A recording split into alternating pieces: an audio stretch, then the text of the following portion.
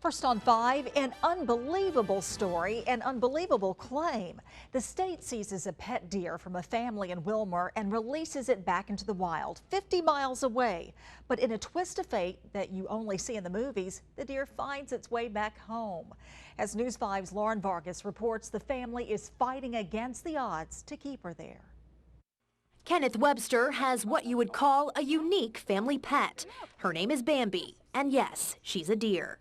I found her on the side of Highway 43, laying beside her mother dead, and I walked up to her and picked her. I thought she was dead too, until I walked up to her and she picked her head up. Bambi's been part of the family ever since, living comfortably in their fenced-in yard in Wilmer. She is well taken. She gets probably $50 a week worth of food, if not more. There's only one problem. Keeping wild animals as pets is illegal in Alabama. Somebody called and reported seeing her. The Department of Conservation and Natural Resources tranquilized Bambi and dropped her off 50 miles away. It's not really us being the bad guys. It was their mistake when they first captured the deer as a youngster. So, he shouldn't have done that in the first place and we would not have a problem. I thought she was gone, would never be back. Little did they know, Bambi was homeward bound. Kenneth was at work at the time when his neighbors called with the unbelievable news that Bambi was back, waiting at the front gate. Neighbor Joey Hall spotted Bambi on their street. We got a little fence in our backyard,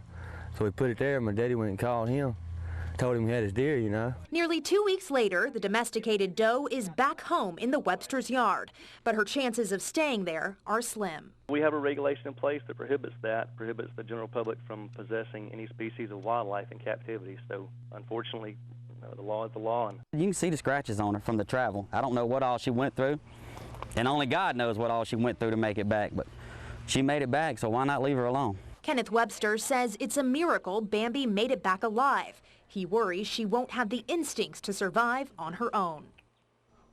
Bambi made the 50-mile journey back to Wilmer in 9 days. How long she'll stay there this time around is the question.